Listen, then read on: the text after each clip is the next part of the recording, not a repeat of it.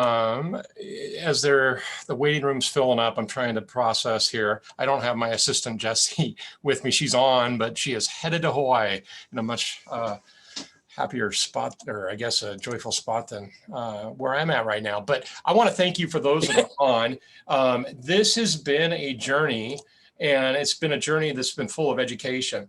What I'm going to ask as we get through, I'm not sure how many we'll have. I'm hopeful that we'll have a pretty good group as we keep going. But I think today will be, insightful, educational, and I think we'll hopefully be able to continue to share what we're learning as we go along.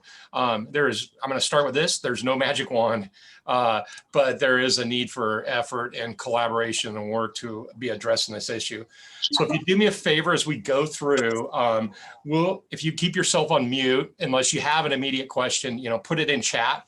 That will help. We're going to have time, hopefully, at the end for a little question and answer. And if you just use the raise hand feature, and we'll call on you as we go through at that point. And it's the goal to have the business part of this done by 10. But we do have a very draft list of recommendations that I want to float out there because we're far from it. We got a great opportunity yesterday to meet with Mayor Woodward and her team. And as every day we're learning more, and there's more things that we are understanding that we can address as a community. But I want to start off with, what is the purpose of this group? Well, it started as a couple of us property managers, property owners that really just hit a wall on the challenges that we're facing from the transient challenge. And it quickly then grew to a group that wanted to learn more about the issue so we could address it, or at least try to address it. And now there's probably about 150 or so on the email distribution list, and there's a couple hundred on Facebook. It by no means is supposed to be a group of attacking this. It's a group that's trying to solve it or help solve it. That's purely what we're trying to do. So it's been a journey on the education. We've done ride-alongs. I want to thank Chief Meidel. He'll be on the call in a bit if he's not already. Captain Singley, the downtown precinct captain's been great, or his team has been great on some ride-alongs. If you want to go along, if you have not done one, it's an eye-opener. We've sheltered over 8 tours, or we've toured over 8 shelters at this point. And that's also an eye-opener. The providers are doing what they do best, and that's serving this community. One of the challenges we see is we're siloed, and we'll talk a little bit more about that in a bit. But I want to say that my eyes have been open. I'm grateful for what the providers do. I think there's all types of work going on out there, but there's a lot more that needs to be done. I want to offer, if you haven't had a chance to go through a shelter, because I think it's a perception that we can all build in our mind, like you don't want to be there, but I'm challenging you. If you don't know, go tour a shelter. Let me know. I can connect you with the leadership. There's a few on this call right now that are part of leadership. And I know they would probably put in chat if their contact information, if you are interested in joining a tour with them. We have visited with officials from Marysville, San Diego. We continue to explore best practices. Who knows? I don't think that, once again, there's no magic wand, but we're trying to open our eyes up to what options are out there. What can we do? And then yesterday, as I mentioned, we met with Mayor Woodward. We're going to be hearing from the housing director, Cupid, Alexander, on today's call on things that the city's working on, but better yet, on some things that we're bringing to the city that I think are some initiatives that I'm anxious to learn more about and pursue. We're meeting once a month. It is treated like a neighborhood council. That's how I learned about this model. I was going to the Comstock Neighborhood Council, felt that this would be a good opportunity or a venue for the city and for us as a group to work together with the city agencies and determine priority needs, just like the neighborhood councils do. We as a group, I sort of felt not at the table. I'm not part of the Downtown Spokane Partnership.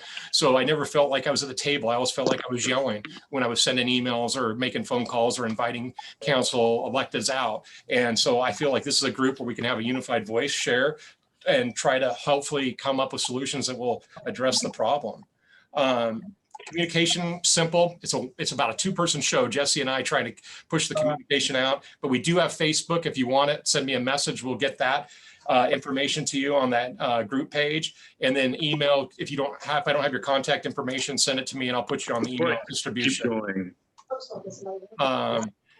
And then let's see, finally, I've been provided several tools by cops, Spokane cops, on how to address crime. You know, a lot of us have dealt with 311 and or crime check and have not had positive experiences or frustrations. And there's some options with that. So reach out to me and I can get you more on that.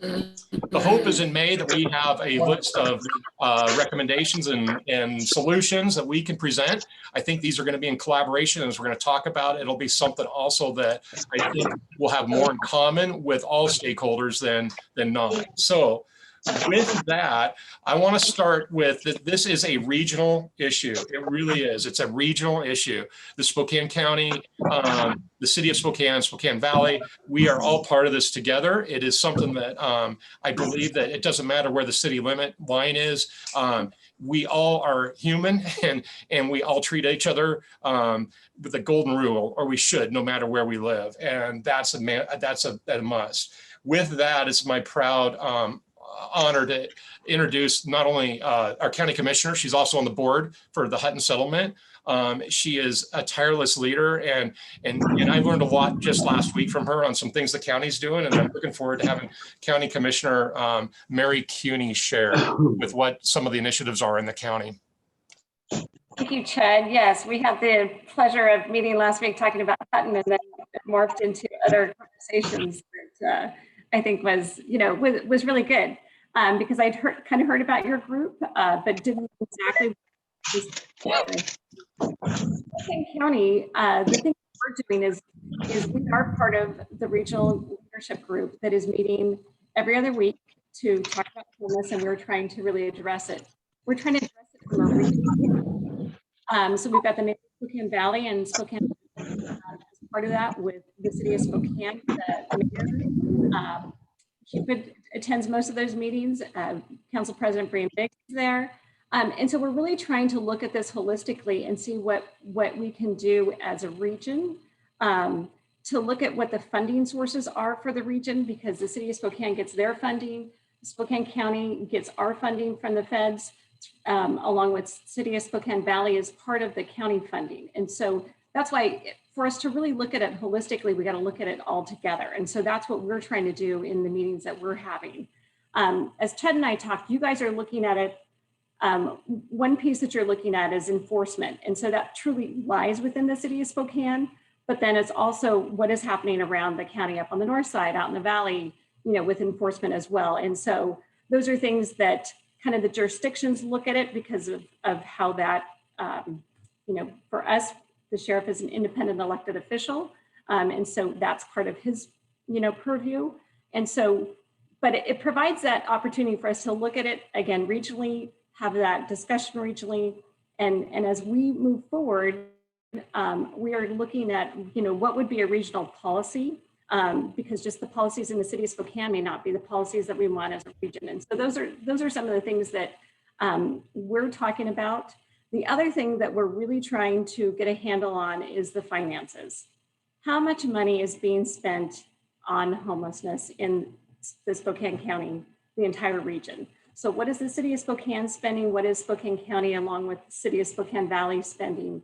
And so we are working through that right now. And that's one of the things that we are, have not got it all handled and figured out. And I'm a CPA, so I'm one of those really driving that. But really to be making business decisions, we need to know what our finances are. We need to know what we're spending. We need to know what those contracts look like. Are there metrics on those contracts?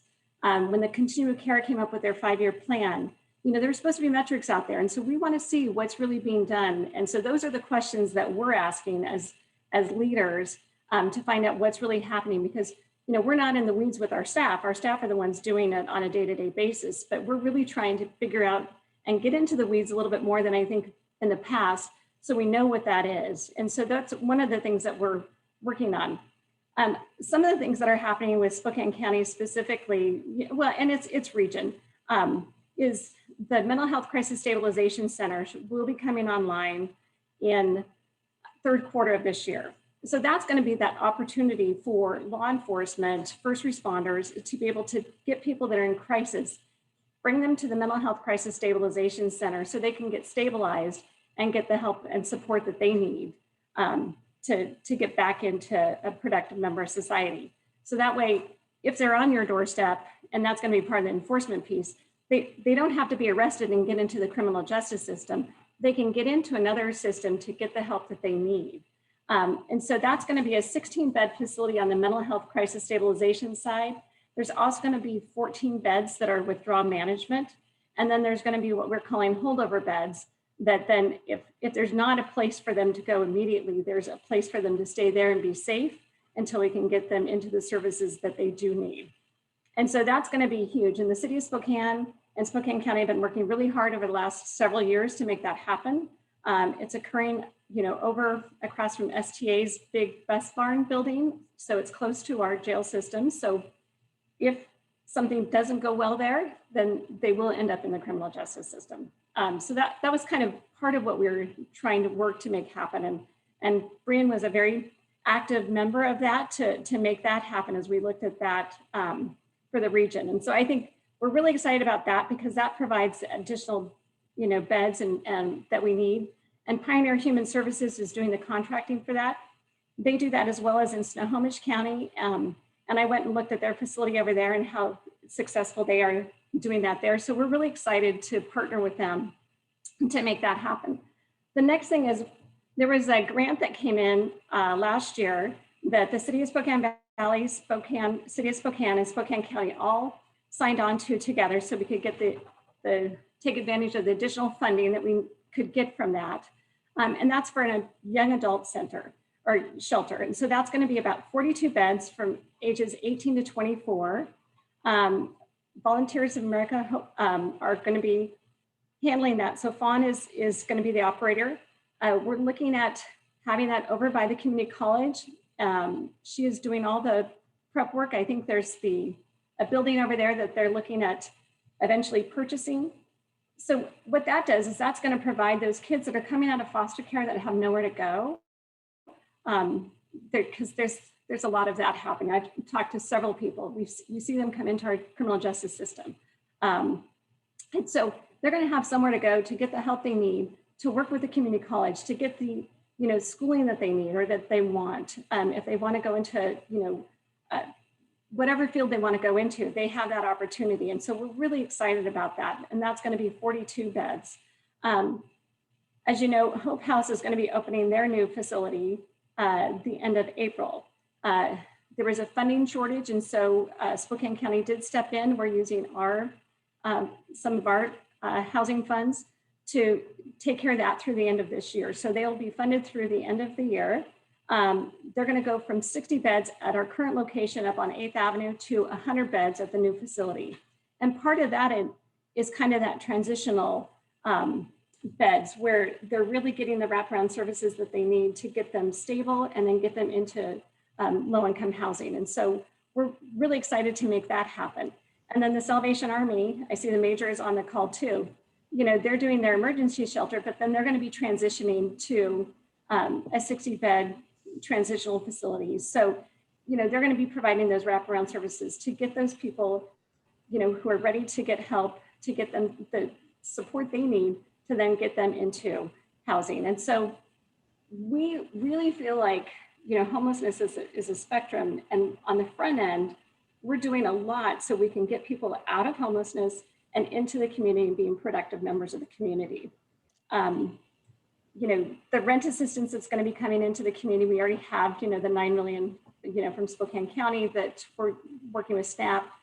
As we see this moratorium lift, that's a concern, but we're seeing, the rent assistance come in now.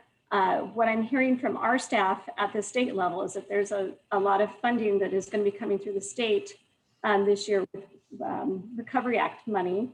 So that will be getting used then also. So there's going to be a lot that we don't know right now on funding, but in the next couple of months, we're going to see what that really means.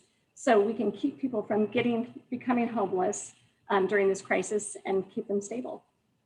Thank you, Mary. I appreciate it. If there's any questions for the commissioner, please put them in chat. I saw Sheldon added one, but to keep things rolling, I have hopefully the agenda is being shared. If you can nod, if the agenda is on your screen right now. Hopefully, if it's not, it's not. Do you see the agenda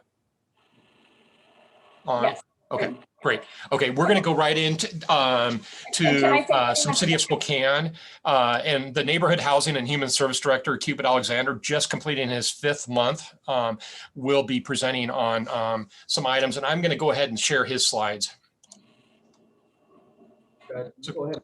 All right, so stay within time. So Chad indicated I had 10 minutes, so I did my best to synthesize the work and the direction that we are heading, and that will continue to require engagement in moving the unhoused into stable housing versus building a permanent temporary housing infrastructure that will require larger and larger investment.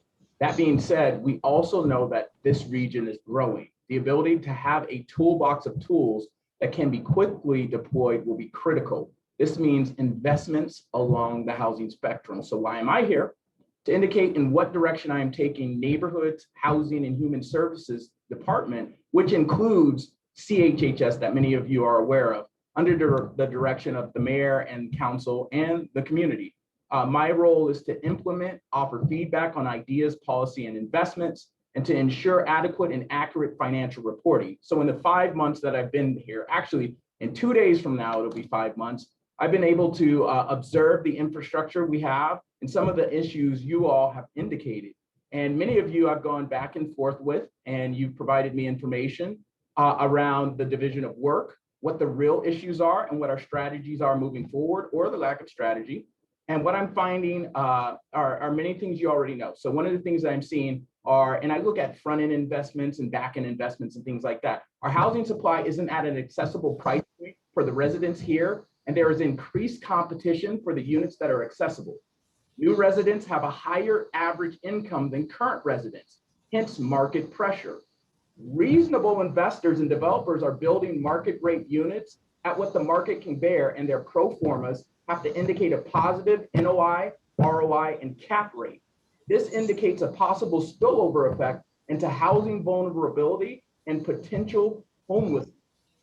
There's visible transients, public refuse, and trash have increased both prior and during COVID, and seems to be either the lack or the inability of the unhoused to access our shelter system.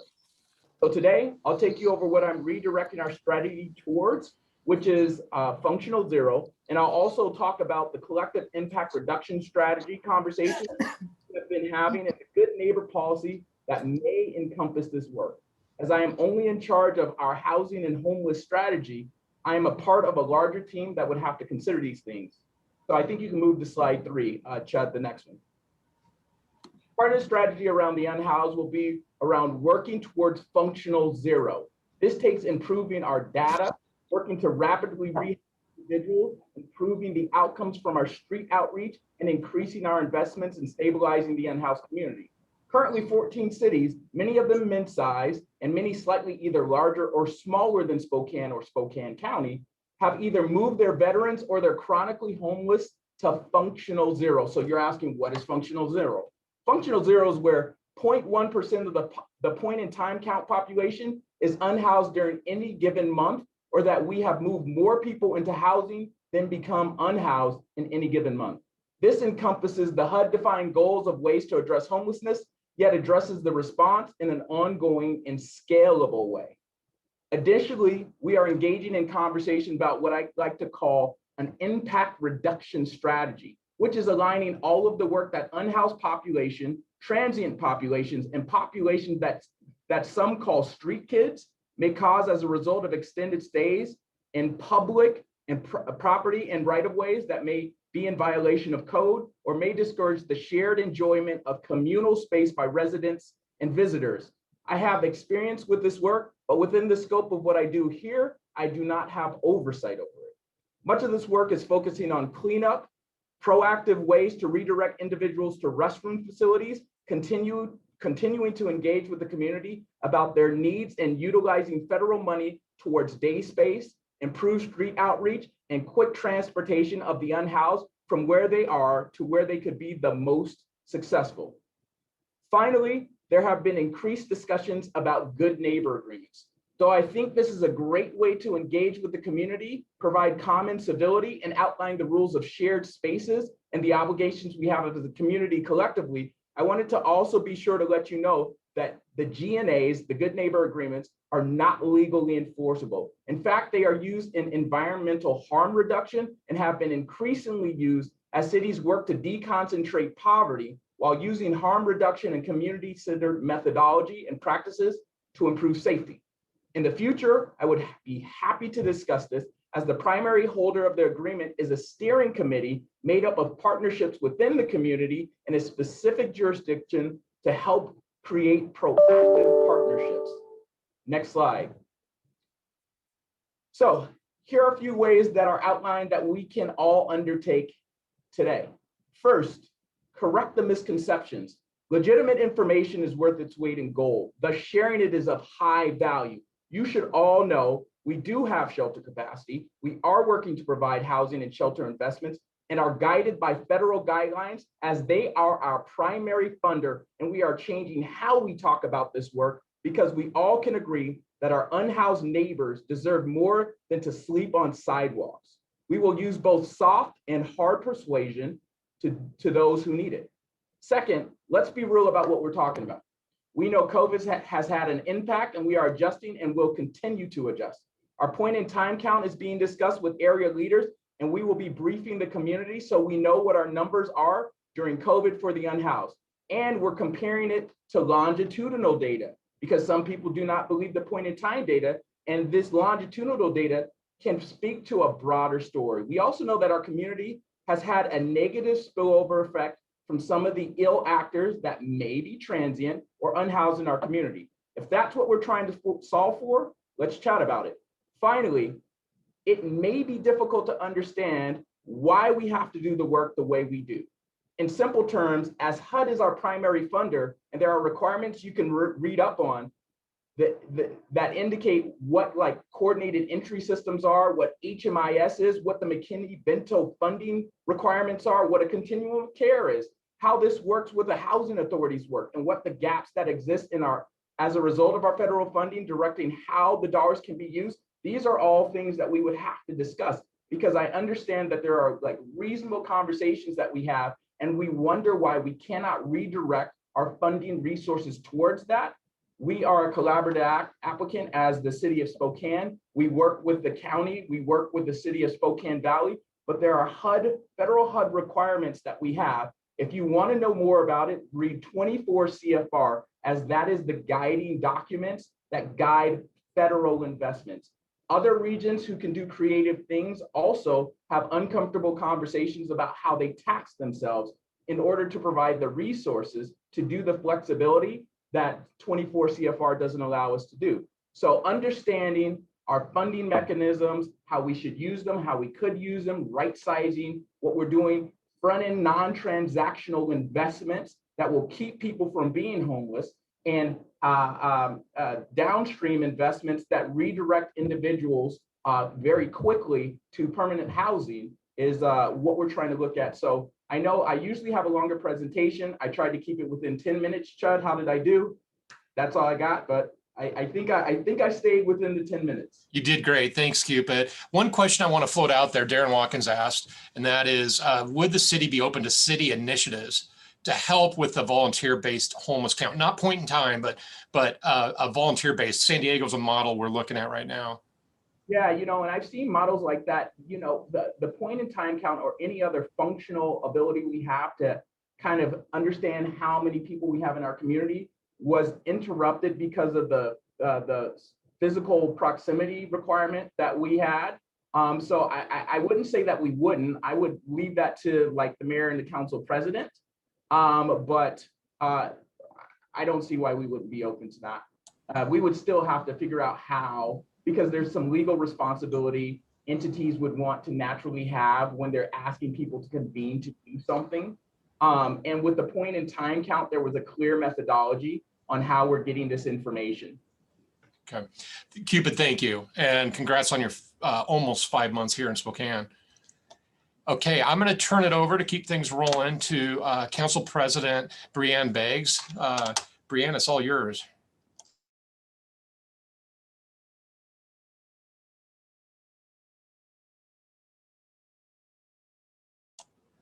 You might be muted.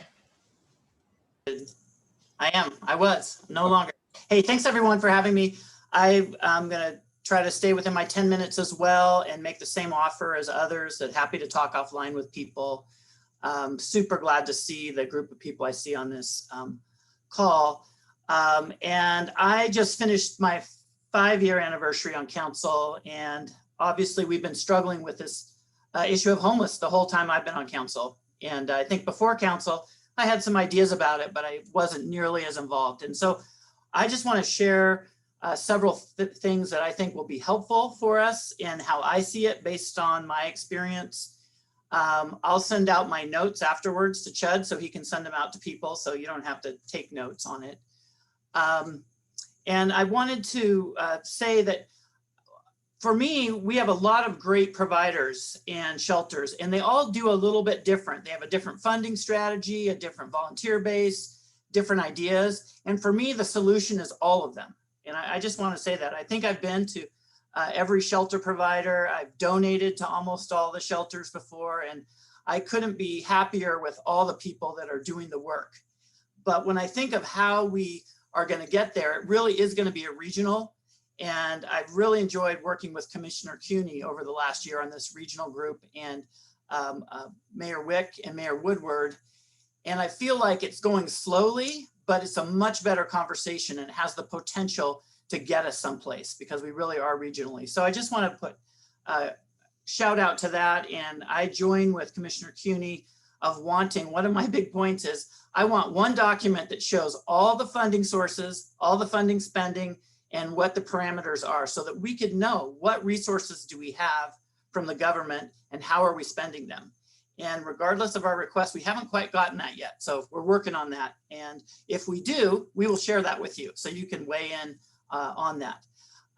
But in terms of where we are now, and especially the kind of concerns for downtown business owners and other commercial property owners, and I work downtown as well, and sort of the secondary effects that Sheldon was mentioning, I think when I look at it, we essentially need more shelter, more transportation, and for sure more programming. And my short answer to you is that it's going to take more money operationally on an annual basis to really move the needle. So that's my takeaway, that we can do it. We have at this opportunity in time a lot of federal money that we can jumpstart that and perhaps make some capital expenditures, one-time expenditures, because the money won't be here forever. So I think we actually are in a situation where we have the ability to boldly move and boldly make changes that will really get us ahead of where we have been. When I look at, just going to some specifics, the thing that's been missing is transitional shelter. And the Salvation Army has a proposal and we've agreed to it, but it hasn't started yet. And that's their way out shelter. And that's where people know that they'll be there 60 to 90 days with programming, moving into permanent shelter. Right now, we've been using that building and the Salvation Army for night-by-night shelter. So we haven't really gotten that going. We need that Salvation Army, and there's other providers like UGM that do that work. We need to expand that kind of transitional where we're not simply warehousing people night by night without making changes in their life, but we need physical structures and operators that will do that, and funding. And it'll be, several $1 million a year to do it. So we need to do that. But in order to do that, we do need more, I would say generally, at least in the colder times, more night-by-night shelter beds. The main shelters that have 24/7 low barrier shelter have been full for most of this year and the end of last year. I looked at the capacity report today and it was a little bit better, but families still need a lot of help. Women, we still need a lot of help. So we're probably going to need more shelters, and we're running out of COVID money that's been funding those. So we're going to need to renew our commitment to that. I think shelters generally need to be smaller. They need to be more geographically diverse, and they need to be in structures where the courtyards where people are smoking or just getting outside are separated from the general public. One of our biggest problems that I've seen and heard is that there's a group of people that sort of prey on our shelter residents, and it's hard to tell who's in the shelter and who's not. And it's really hard for police and people like that. So we need to have designs that just make that more difficult to do. I really think we need a 24/7 intake center with transportation to shelters and storage and programming. We need one place where people can go and get out of the weather, interview them, figure out what their needs, get them to the appropriate services if they're willing to do that. I think if we had one place where we always knew it was open, that would help a lot. I'm a fan of, we have a homeless management information service that tries to collect data on people who are in the service. I think people who are getting those services should have an identification card that doubles as a bus pass. We can track whether they're getting services or not. And then we implement what I would call a privilege-based system. As you come into the system and start getting services and showing you're interested, you get more and more privileges. You get the bus pass authorization that's just electronically on your card. You get not just a mat, but you might get a small, partially private room. You get more privileges, you get more security, you get more storage, so that as people are willing to progress, we meet them. And if they fall back, which a lot of times people have behavioral or addiction issues, and they do, we're not turning them out on the street. We're just saying, yep, you're at a different place right now when you earn yourself up. So I really think we could do that. And that kind of bridges that gap between low barrier shelter and accountability, I think. So that's just my view on that. We do need an outward facing real-time shelter capacity count, which we have in beta version, so that we all know what's going on with the shelters. I'm really a fan of more targeted police bike and foot patrols like we're starting to do downtown. Council just purchased 10 e-bikes for those officers. They get along with better. We can expand that to other neighborhoods, and also more of our behavioral health officers, which have been really effective in getting good outcomes. I think we need more code enforcement employees and a bigger budget for towing junk vehicles and RVs. We need more employees just cleaning up garbage and things. We're working on a potential new contract with the DSP on the clean and green and expanding their coverage south of the viaducts, and maybe adjusting the ambassadors to become more of behavioral interventionists so they'd be more effective. We have an Envision Center, which is wraparound services for people in poverty, at risk of homeless, or coming out of criminal justice. We need to continue that and expand that. It's got everything: health, job training, job finding. So we had that for a few years. We need to expand that. I think we need more public restrooms and trash cans downtown, because people are going to be human. We might as well direct it into a place that we can manage. And then we need, I think a really big thing is more treatment beds. We just don't have enough on-demand treatment beds. When I talk to the people in criminal justice, they actually, public defenders agree to keep their people in jail longer because they go to the front of the line for treatment beds. And my overall view is that if we had enough treatment beds on demand and enough shelter space and enough programming, we would be able to parse out who is on the street because they've got problems going on but want some help, and those people who don't at this moment want help. And then that makes enforcement easier. We do have the ability to create more low-income housing with the recent bills that we helped get passed with the legislature of 1406, 1590, and TIF. The city council and the city are working to increase urban density by changing some of the zoning rules. And as I mentioned before, we really, we have money right now to do some of these things. So I'm gonna, the other thing I was gonna say on night by night shelters, one of the things we've realized, and I'm just about out of my time, but it's not a one size fits all. So as Commissioner Kuney mentioned, we're gonna have a young adult shelter, which is great. We're expanding our women only shelter. We're building a new crosswalk shelter. But there are also, we need some shelter space for people who have PTSD and literally cannot come into a big room and sleep cheek to jowl with people. They just can't psychologically. So we need to have a way to have them with more space Because a lot of those folks, in my opinion, are out camping because they just can't be in the shelters. There are some places that have experimented with some car camping, again, with fencing and really good security. But we're going to need to have more diverse types of shelter beds for those night-by-night shelters if we want to move people out of the doorways and out of the rivers. So the last thing I'll just say is it's been great working with the mayor and Cupid on things, and I feel like we're mostly in alignment. It's just that I think every one of us wants to move faster, and we're trying to figure out how to do that with existing resources, and City Council is exploring additional resources. So I'll take a breath, and I'll send those notes out. Yeah, Breean, I appreciate it. Thank you. And if you send those over, I'm going to include them with Cupid's PowerPoint and a couple other documents you'll be seeing in just a bit. One question Betsy Coles wanted to propose, and I think it's a good one. Unfortunately, I don't see Brandi Peetz on the call. She was going to join us. But it sounds like the city of Spokane Valley has some funding that they want to share. How's that conversation going? And if it's not going, what can we do to help? Sure. Well, the conversation is definitely going. I don't think they've ever offered any, what I'm going to call general fund funding. So there's grants that are pass-through grants that come through, and the county handles that for the valley. And the valley is very supportive of their share of pass-through grants. But one of the things the city of Spokane has been asking of our partners is, hey, we're putting general fund dollars in. Will you meet us with those general funds because we're there?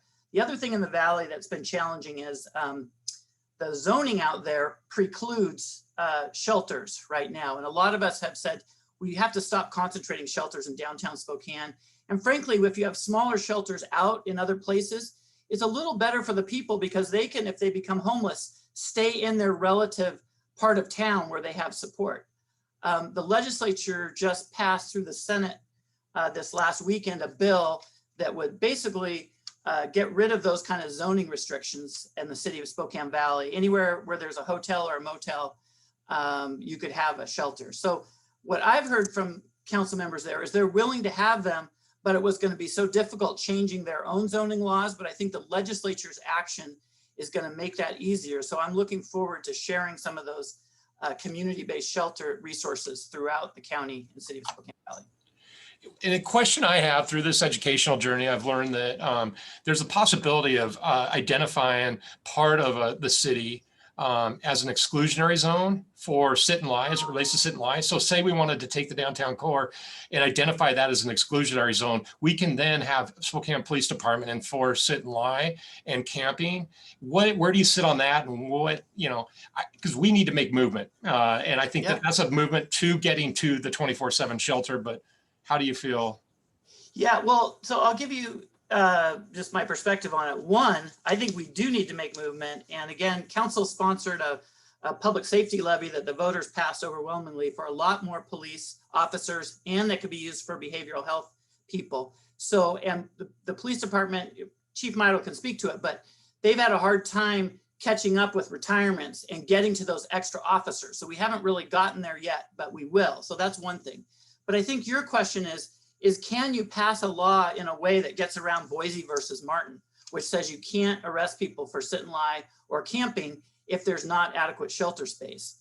And my own opinion, not speaking as the city's lawyer, is you can't do that. That it doesn't matter what law you pass locally. You can't say, no, this is the double down. You really can't sit down on this sidewalk.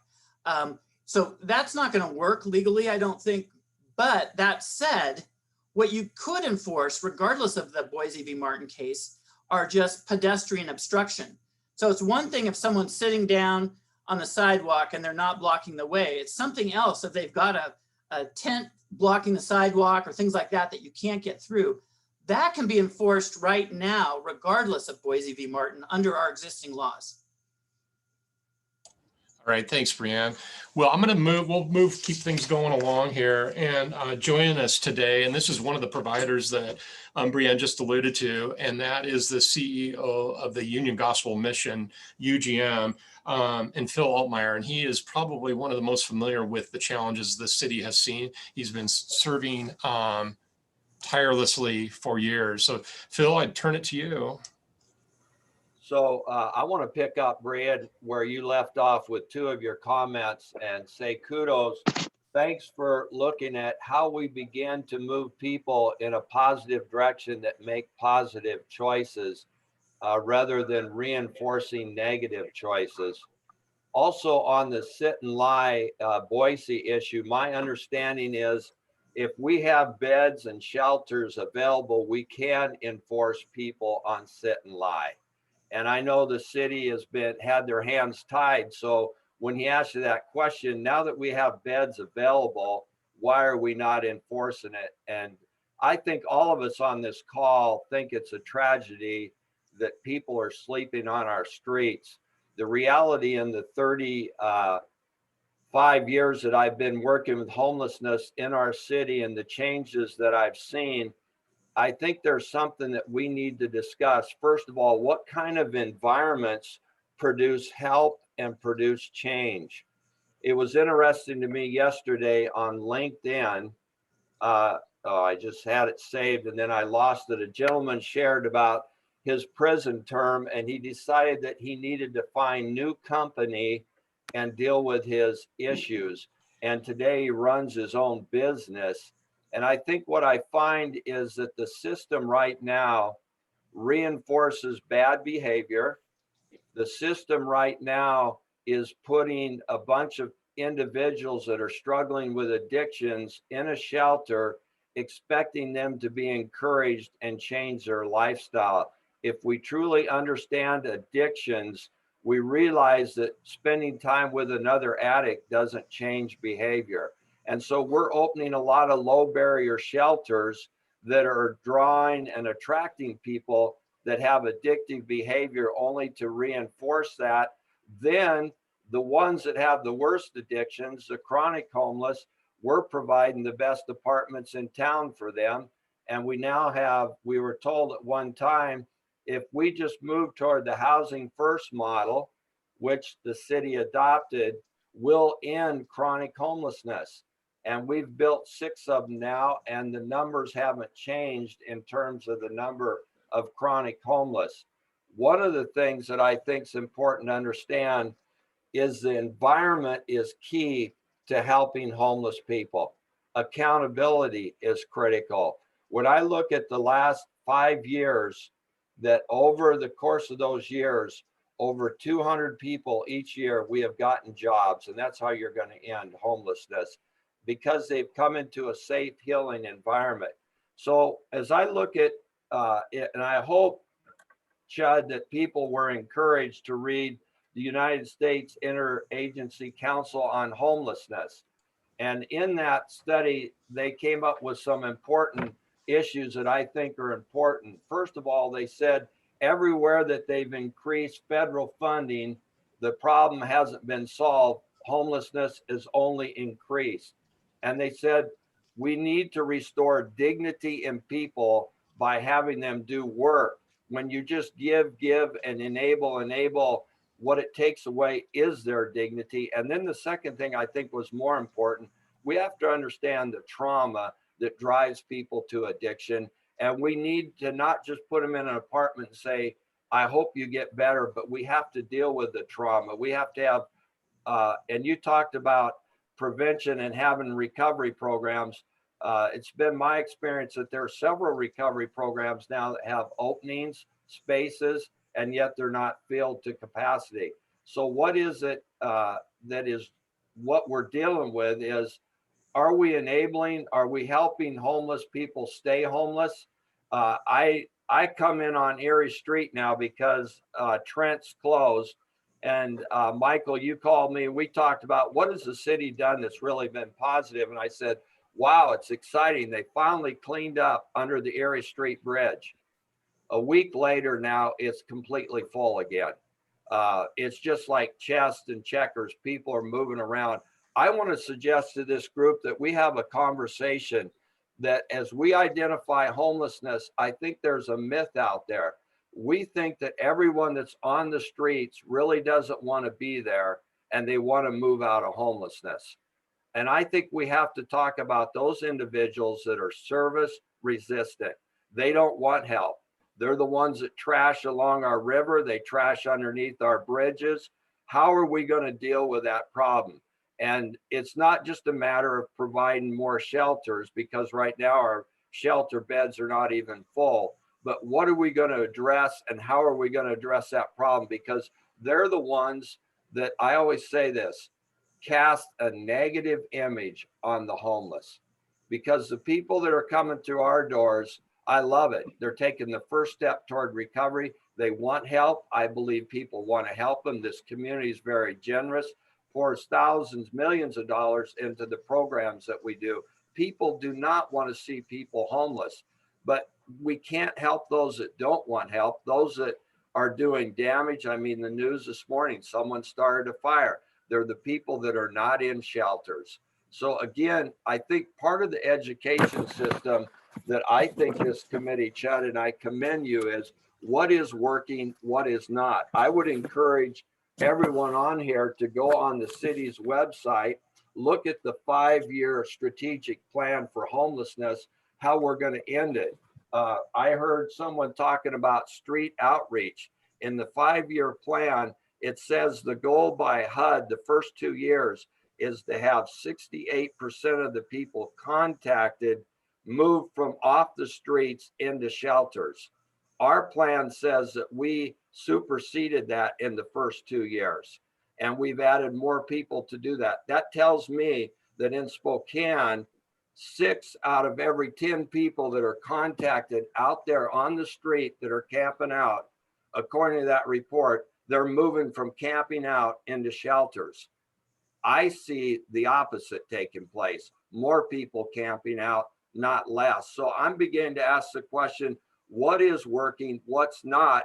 And Chad, I would just encourage this committee, when you look at the 5-year plan, and as business people that are concerned about our community and want to change things, you'll recognize that the system that's put in place is, I just drew a blank on it,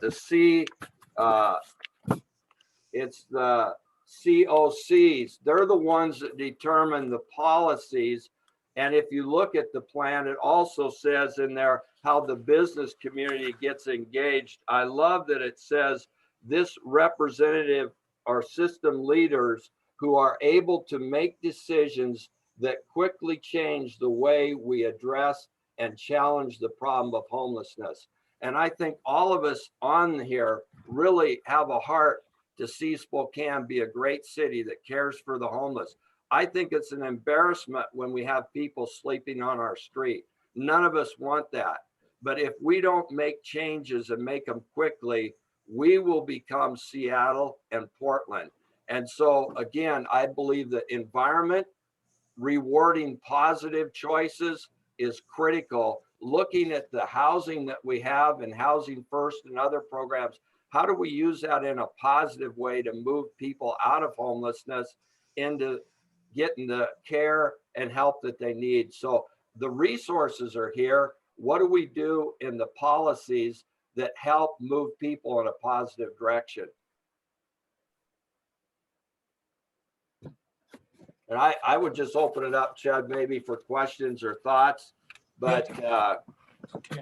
What I'll do is if we have some, if you have any, if you can put them in chat, and then Phil, you have some good publications that I know that I can share. If you can have Barb send me, I think there's a document that was pushed out on social media that I would love to get and share with the group. It's basically like an annual report. Yeah, we had 235 people last year enter into recovery. We've placed 200 over on jobs for the last 5 years, 18,504 hours of job training. Again, we're moving people out of homelessness. We're not interested in keeping them homeless, but we want to see them become productive citizens, giving back again. And to me, it's encouraging. I think environment is critical to that change. Phil, I appreciate it. Thank you. We'll follow up with some questions and keep the conversation going. I do want to recognize the fact that Rob McCann will be presenting to the group as well. They're the two biggest, UGM and Catholic Charities are obviously the two biggest providers. And I think there's some different philosophies, but different funding as well that require the different philosophies. But more to come. Phil, great man, great work, great mission. Thank you. Appreciate it. I want to keep it rolling. We have Lynnelle Caudill. I spelled her name wrong. I'm sorry, Lynnelle. I forgot an N there. I think this is an important message that the group needs to hear. In 2002, Walt and Karen Worthy made an investment in the downtown by reinvesting in the historical Davenport Hotel. And what that did is it just snowballed, and it was positive energy that created other positive openings and reinvestments into the community. And it did things that it woke the community back up. Different types of challenges then, boarded up windows, closed businesses, abandoned businesses, abandoned buildings.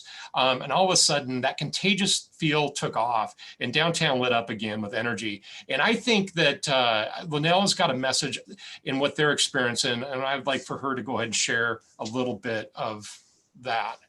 Yeah, and honestly, I am encouraged after a conversation yesterday and then this conversation today that we're actually moving forward. And Chad, thank you. I mean, you're leading this conversation and keeping it alive for all of us. So we really appreciate that. Yesterday, I got quite emotional just because Chad, to your comment, we came from a place 20 years ago where, for our company, and we're one company amongst many great companies in Spokane, we all want to live in this community. We choose to live in this community, and we want to make it a great place to live. And our business is tourism, so we want to make it a place that people want to come to as well. And right now that's compromised because of the activity on the street. And years ago, we were, and I didn't finish this thought very well yesterday as we were talking with Cupid and the mayor, but in our case, the historic Davenport Hotel shut down in the 80s. It was ran by Weston Hotels, which is alive and well today. But in our community, our downtown had gotten to a point where they couldn't support a fabulous historic hotel. Or a mall, and compliments to others that have done other developments. But to your point, the whole community came together and worked really hard to actively change downtown, make it vibrant. The DSPs, worked tirelessly on some things. Visit Spokane has worked, doing good work with their piece, et cetera, et cetera. And I want to remind us all that if we don't manage this and get our arms around it, as Phil said, my big fear is we will become Portland and Seattle. And those are cities I love. My entire family lives in Portland. I'm from Portland. I've worked in San Francisco and Seattle, and now Spokane is a fabulous city, but we can, quickly learn from what's happening in these other communities around us and decide who we want to be. And I would argue with everyone else on the call, what we're seeing today is not who we want to be. There is an answer. We do have money. We have commitment. We have highly intelligent people on the call. We can do this, and we can do it better than any other community. But I honestly got emotional yesterday because I feel it's slipping away. It is slipping away. And let me just share, yesterday I saw just right outside the Davenport Tower between us and Wild Sage and Churchill's restaurant. We welcome, in good days, not during COVID days, hundreds of people a day come in and out of our city to do their work, visit friends, see family, leisure travel, business travel, et cetera. And right now there isn't much convention travel, as we know. They walk right outside of our door and they are immediately exposed to this issue. And I was really interested in the thought of, can we, and Breean Biggs, I accept what you said. We can't just, enforce sit and lie on 2 blocks and, not others at this time. And I do understand the Boise case. But my question is, okay, so under the viaduct between us and Churchill's, where we would like to send our guests and say there are fabulous restaurants just outside our doors, go shopping, do all these things that you want to do. And that's what drew you to Spokane in the first place. That is changing right now. And it's not just a long 1.5 years of COVID, with closures and limitations. I feel like we can either bounce back as a downtown community and have a fabulous downtown again, or it is going to quickly slip away. Right now, I feel it slipping away. We cannot send our guests out. We can't. They go outside. We had one of our engineers was, chased after with a gentleman with a knife. This was last week. We had a shooting in one of our hotels. We have car break-ins. Just this morning, though, to finish this thought, the city had cleaned up underneath the bridge, and we appreciate those efforts and that impact reduction effort. I mean, we have to do it. And there's garbage all over our street. Well, just this morning, though, there are 2 shopping carts, 5 tents, and unusually like 6 bicycles. So when we talk about blocking streets, we are blocking streets. So I was kind of encouraged by what you said, Breean, about actually there are some things we can do. And I do see some efforts. I want to compliment Cupid and our people at the city. Right now, it's not enough. So a question I have is, can we, while we all work together on joining the efforts of the Salvation Army and the Union Gospel Mission and others, Family Promise, that was an eye-opener for me, some of the good work there. Can we continue to support each other, continue this conversation, find a better answer, and work together? And I do feel like we're working together better than ever. The conversation is alive and we all are on the same page. Thank you. But can we increase the impact reduction activity right now? Because what we don't want to do is, while we continue working on this, and whether it's a 5-year plan, I hope it's a 5-day plan. We need to get moving. I shared yesterday, I've been in my position 21 years and we've talked about this for most of that time. So I just feel like, hey, we have good resources. We have good data. Let's pull it together. Let's figure it out and let's be committed. And I will tell you, as one company amongst a lot of great companies in Spokane, we are committed. We are willing to step up. We are willing to do our part, support these services. This year, we did some good work at the Hutton Settlement, because one of our thoughts is, let's get to our young people before they end up on the streets. Let's keep them in school and do good work there too. So you have a lot of support all around you. And I know I speak for everyone on the call, but we have to more quickly get our arms around what is happening on the streets. Otherwise it will ruin downtown. And I'm not being dramatic. I'm being emotional, of course. It matters. We have worked hard to get to where we are, and we do not want to see it slip away. And it is. It is. Lynnelle, thank you.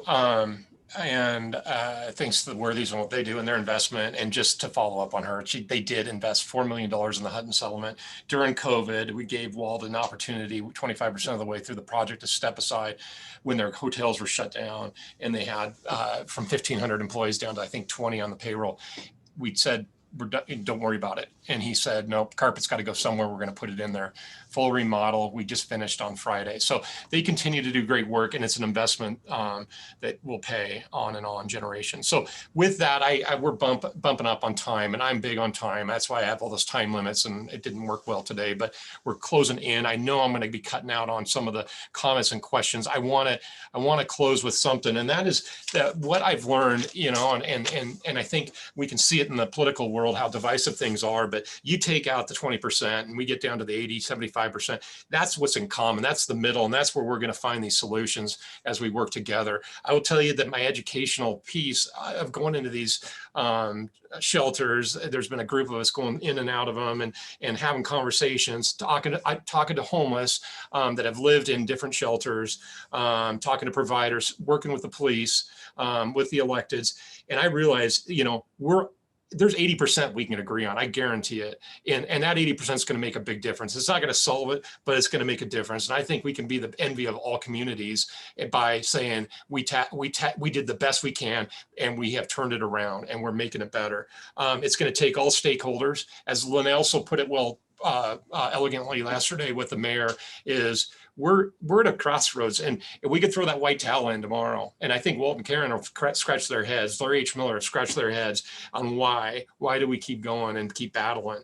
But let's take control and move on, because we all want that healthy community. So let's work with that middle and figure out what it's going to take to get this done. And I want to close by thanking all those that participated and shared, because we all are involved in this. It's not just me. It's not just Breean. It's not just Cupid. We're all in it together. We all have our different roles. We're all siloed to some extent, and COVID's even siloed us more, but there's every opportunity for us to work together and keep this going. So with that, I would welcome those that want to stay on. I want to, and as I put it on the agenda, that Gonzaga was, I think, ranked #2 for next season. That was before they even knew which players are coming back. Whether Drew Timme, we still don't know if he's coming back or not. So it's a little early. Well, these recommendations are very. Matter of fact, I changed one this morning because I learned something yesterday with Cupid in the meeting with the mayor. So I've changed more, and they're going to continue to change. But I don't think we can start anywhere without having a list and something to work towards. And I think we all know what that is, but how do we get there? And so what I'd like to do is share this. You can stay on if you want. We're at 10 o'clock. Okay,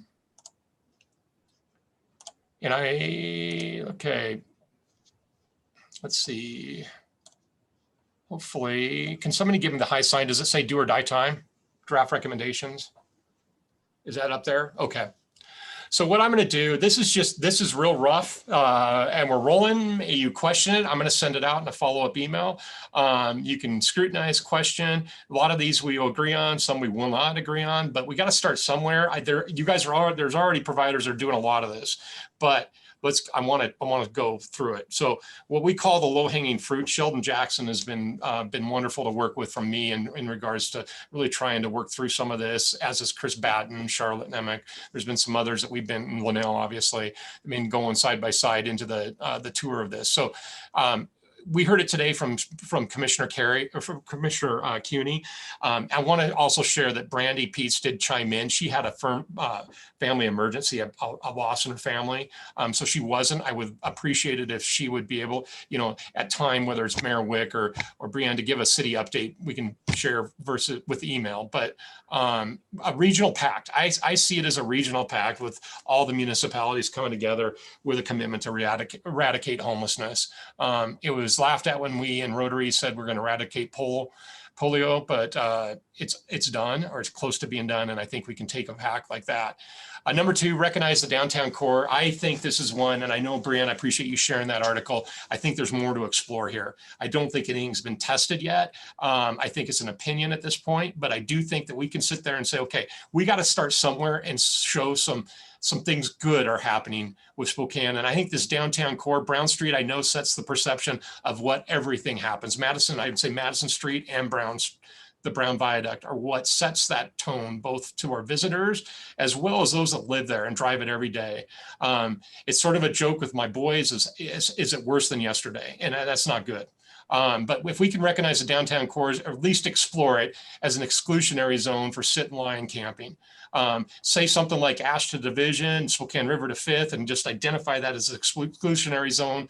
We'll explore that legally. Can it be done? And then let Spokane Police enforce. I'm telling you, when I went on that ride along, the folks that we met with don't want the beds. They don't want the shelters. They want to be there, and they want to be there because the handouts are there. That's what I heard. And of the 30 that we visited with, one was from Spokane. The rest, half of them didn't identify where they're from, but the other half were from outside the area.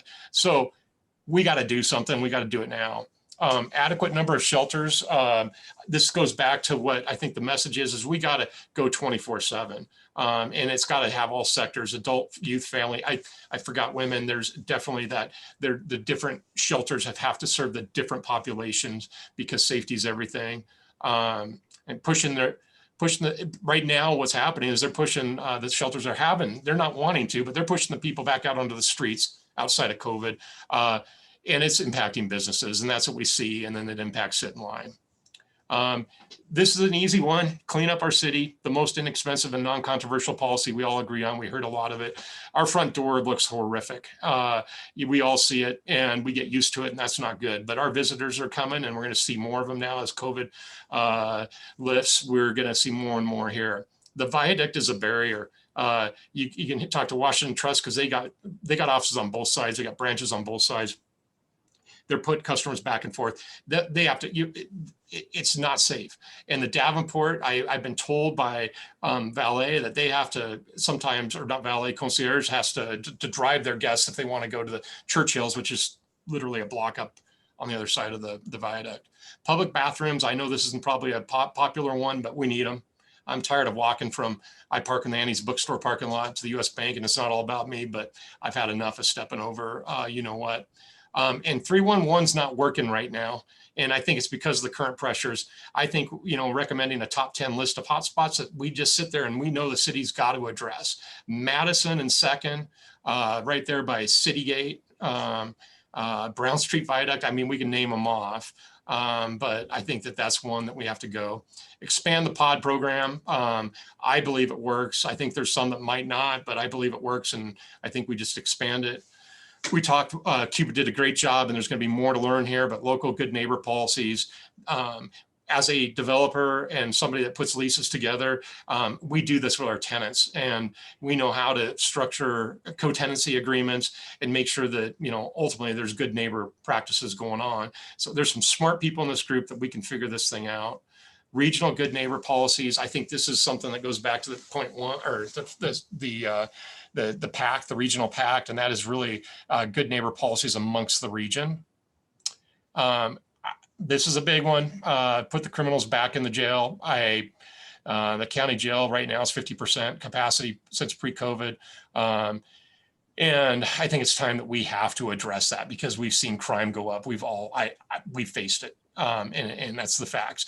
I'm also disappointed that the Washington State Department of Commerce utilized CARE grant funding to fund the bail project, which that's a personal thing, but I had to put it on there because right now we got to stop. We got to protect our community, and that's not protecting our community. The rent moratorium's coming on June 30th. I don't personally think Inslee is going to move it forward or backwards in more time. But we better be ready. And on a conservative estimate, there's going to be 500 people that will be losing their housing. Mid-hanging fruit. So this is a little longer term stuff, and we have more work to do here, but accountability. And we've talked dashboards and trying to standardize the measuring inputs and outputs. But I think by holding account, the providers want to be held accountable. That's one thing that we've learned, and they want to produce their outcomes. We heard it from Phil. When you start sharing outcomes, then there's some pride going on and there's some change happening in behaviors. Reward those that are meeting the community requirements and punish those that aren't. I do think that the Marysville 3 Strikes and You're Out initiative that I think we heard a lot about in 2019 is one that we can take on.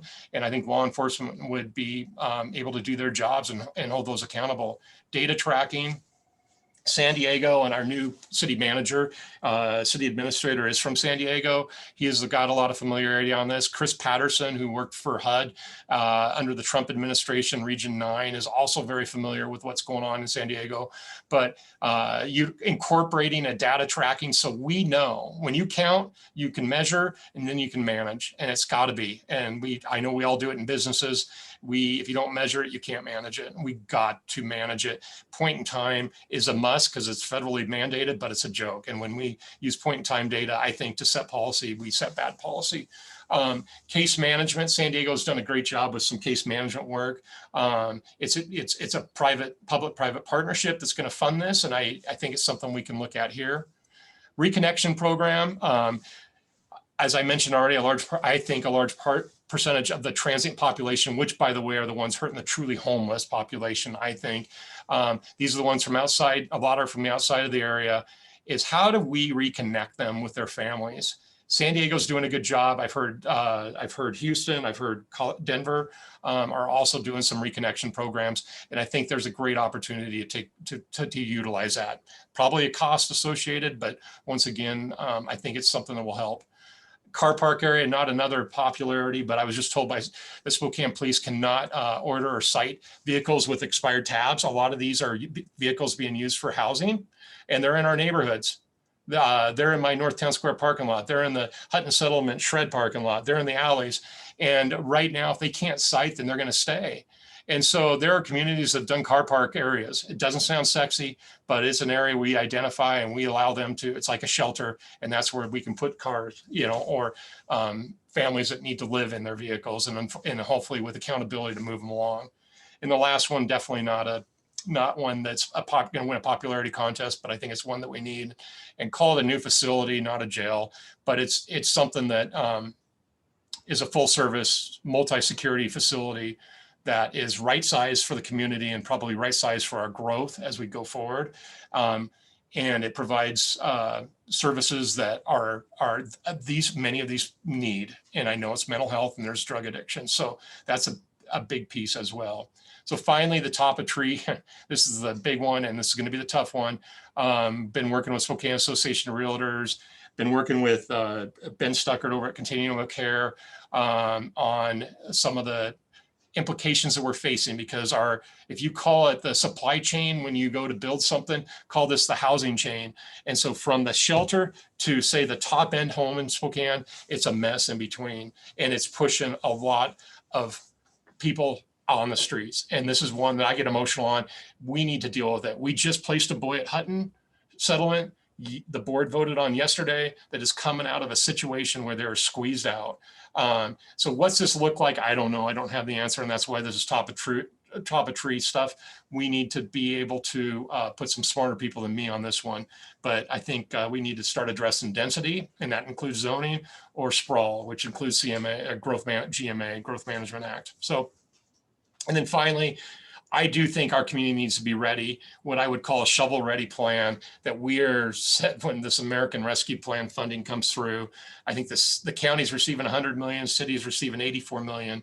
I know it's not all dedicated towards this, but there will be some. And if we're ready, then we can make sure we maximize that investment that's coming back through that rescue plan. So I would welcome or open questions. I don't, this isn't final by any means, and it's not it's not, there's more to go, but it's a start that our group's been working on. So questions, and we welcome that, and or via chat, or if you want to go ahead and just unmute yourself.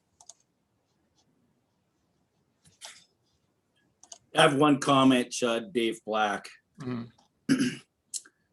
We put porta potties in our construction project at First and Howard for the construction workers. And we found homeless and criminality element loitering around there because we had bathrooms. So again, it's like any other amenity for these kind of people. Once you put it in, they tend to go there. So if you build it, they'll come. And it's problematic because we don't want feces on the street either. So it's a tough issue. But if you go to Coeur d'Alene, they don't tolerate anything. If a guy goes in back of a building and takes a pee in the bushes, he gets arrested and put in jail. It's the way it is. Yeah, definitely. So you don't see homeless in downtown Coeur d'Alene.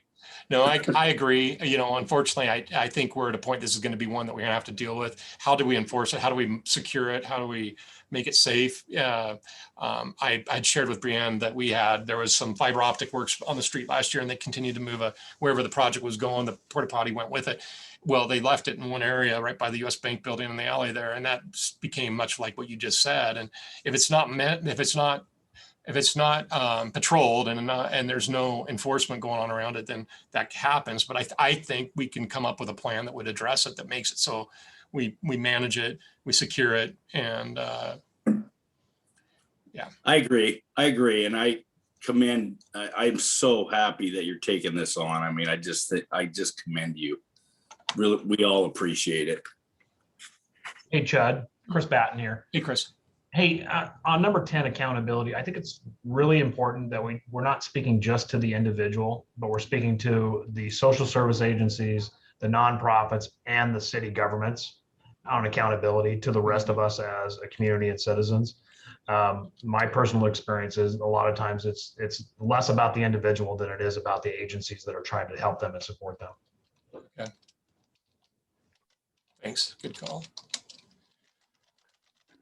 I want you all to think, if you put yourself in the shoes of a homeless person, why would you be attracted to Spokane, and why does the downtown look like it does?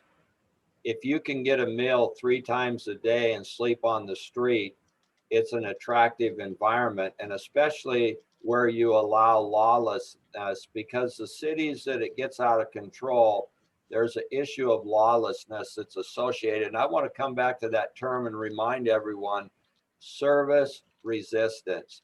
Those are the ones that are causing the most problem. And that's what I think we have to address. Plus, I think we have to look at the fact, if we create such an environment that is going to take care of them while they're on the street, we can't expect to decrease the number of homeless we see on the street. So part of it, Chris, you kind of maybe allude a little bit to it. What role does charity play in helping versus enabling? And I think it's a great question to discuss and bring charities to the table and say, how can we do a better job of helping, not enabling, and keeping people stuck where they're at? Totally agree, Phil. Chud, Yes. this is Brandi. Brandi. I apologize for being late. I did have an emergency this morning, but I did want to give a perspective from Spokane Valley. And so, like many of the other larger communities, Spokane Valley has been experiencing more impacts from the issue of homelessness over the past several years. The cause of homelessness it's complex, but the city's been working to address a variety of the issues on numerous fronts. We're doing ongoing discussions with Spokane and Spokane County for the young adult shelter, the continuous stay transitional shelter, hiring a new homeless coordinator, identifying and designating homelessness engagement deputies from the police department. We're coordinating with the regional behavioral health unit. And then we're also going over our comprehensive plan and how they relate to homeless related service facilities, and working on a housing action plan. And so over the last year, we've also been working on our camping on public property, and working with some of the outside agencies to implement some of those regulations. The goal is to be the most effective way to permanently house those who are currently experiencing homelessness. We're trying to reduce the conflicts with residents and business owners. And one of the main things that I think we'll be seeing coming out of Spokane Valley is we've always had Spokane Valley Partners, which would be somewhat equivalent to what the Envision Center was in Spokane. And so we're going to be actively engaging Spokane Valley Partners and trying to expand that ministry and see how we can help that way. Like most of you have said, we're trying to get people into permanent housing and actively engage services to get people back into the workforce and back into the community. And, you know, all of us working together, it's just really good to see this many people come and partner together. And so I just kind of wanted to give a quick update. And like I said, I'd be happy to forward on we just voted on it last night, our camping regulations, and we believe that that's going to work best for our city. So again, Chud, thanks for putting this together, and thank you everybody for coming together and working towards this and making our community a better place. Thanks, Brandi. I'm sorry for what your family's dealing with, and you'll and your family will be in our prayers. Thank you. I appreciate that. This is Jonathan Mallahan with Catholic Charities. I just wanted to voice that, I think a lot of the recommendations that you've put forward here make a lot of sense. And really, I think in particular, highlighting the opportunity to talk about accountability in the community. And I agree with Chris that should be at an agency and an individual level is a productive thing, because if we can demonstrate to the community the efficacy of the things that are being done and where there are opportunities for improvement for things that aren't being done as well as they could be, I think that grows credibility in the homeless system. And fundamentally, you know, the 24/7 sheltering system is a great way to get there.